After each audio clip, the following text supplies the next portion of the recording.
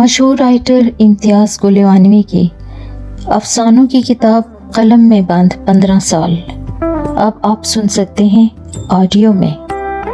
आज पेशे खिदमत है किताब का पहला अफसाना जिसका उन्वान है मवाजना। कहते हैं कि मर्द को बच्चे अपने और बीवी दूसरे की अच्छी लगती है, मगर फजलू को कुछ भी अच्छा नहीं लगता था।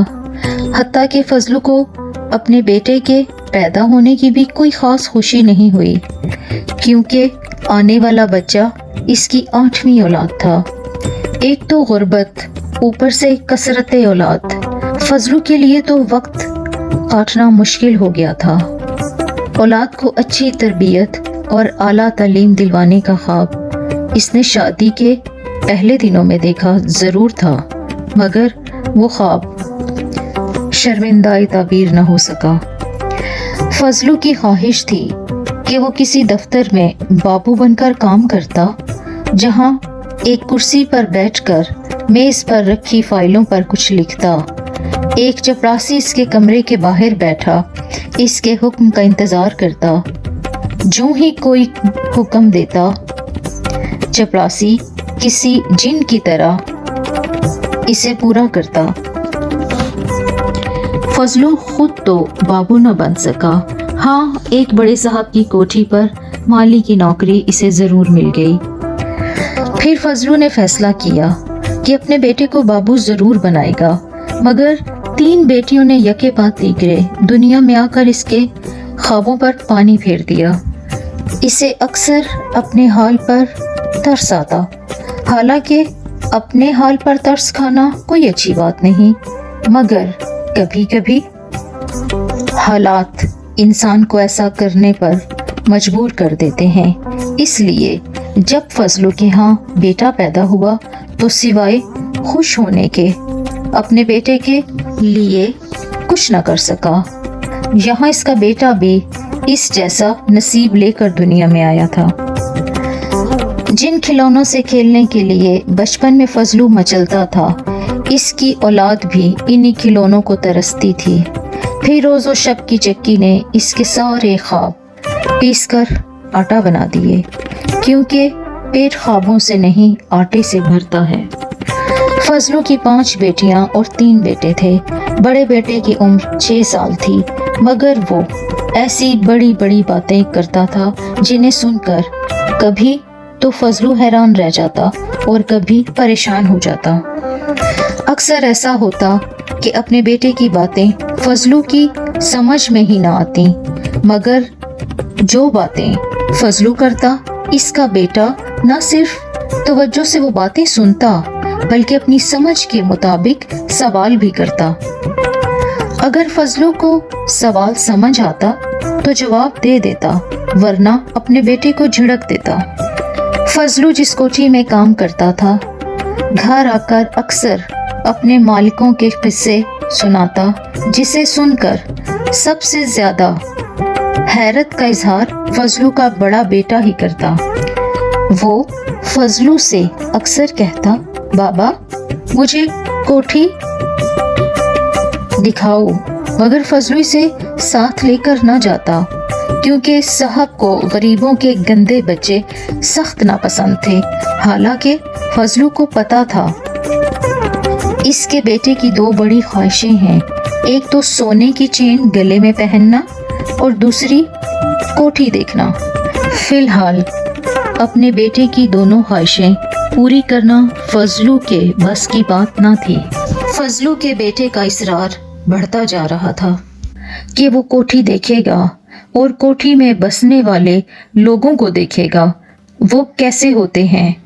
एक कमरे के मकान में 10 आदमियों के साथ रहने वाले के जहन में ये बात ना आती कि साहब, बेगम और साहब का बेटा, ये 3 अफराद 15 कमरों की कोठी में किस तरह से रहते हैं।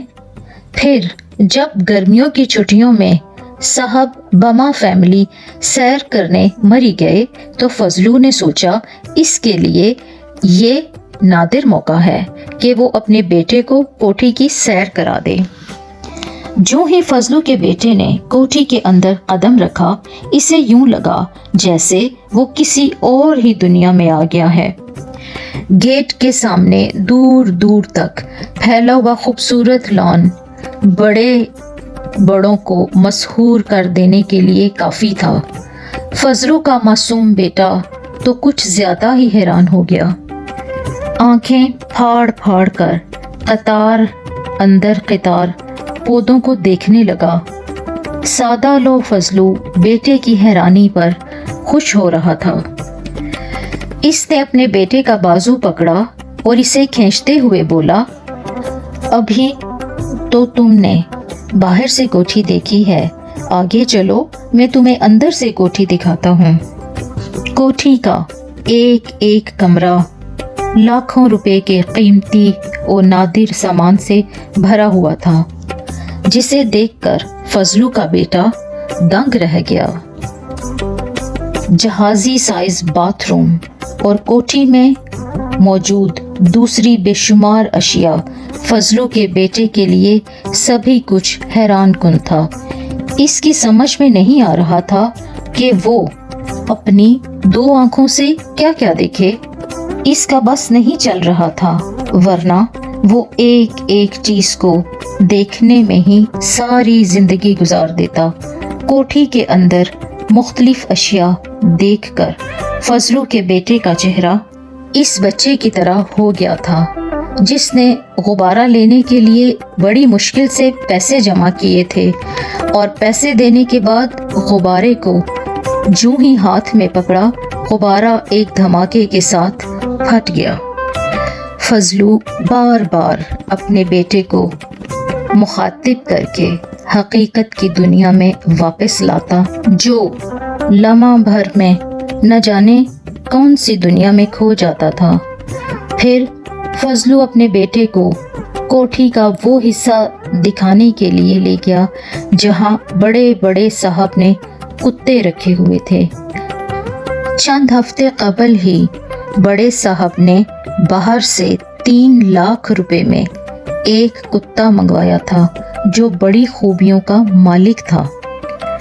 फजलू को इस कुत्ते के बारे में जितनी मालूमात थीं वो सब इसने अपने बेटे को बता दी। फजलू का बेटा जब कुत्ते के कमरे में दाखिल हुआ तो इसे यूं लगा जैसे वो किसी शाह की महफिल में आ गया है। जून के महीने में भी कुत्ते का कमरा इतना ठंडा था कि फजलू के बेटे को सर्दी लगने लगी। जमीन पर पड़ा हुआ कालीन इतना नर्म था कि इस पर चलने में फजलू के बेटे को इतना मजा आया कि इसका दिल चाहने लगा वो हमेशा चलता ही रहे। एक बर्तन में खालस दूध और दूसरे बर्तन में बगैर हड्डी के गोश्त कुत्ते की खुराक देखकर तो फजलू के बेटे के मुंह में पानी आ गया। इसे चंद दिन पहले का वाकया याद आया जब फजलू पाव भर गोश्त घर लाया था। पहले तो घर में गोश्त पकने की खुशी मनाई गई, मगर जब तकसीम का वक्त आया तो इतनी बोटियां नहीं थीं जितने घर के इफराद थे। इसे अपनी बड़ी बहन का चेहरा अब तक याद था, जिसकी प्लेट में माँ ने सिर्फ शोरबा डाल दिया था और वो बगैर खाना खाए सो गई थी। फजलू का बेटा जब कुत्ते के करीब गया तो कुत्ते के जिस्म से उठने वाली मशहूर कुन खुशबू ने इसे सवाल करने पर मजबूर कर दिया कि ये किस किस्म का कुत्ता है जिसके जिस्म से इतनी प्यारी खुशबू आ रही है। फजलू ने इसे बताया कि इस कुत्ते को नहलाने के लिए बाहर से खास किस्म का साबुन और शैम्पू मंगवाया गया है। कुत्ते के गले में पड़ी सोने की जंजीर देखकर तो फजलू के बेटे की हालत ही अजीब हो गई।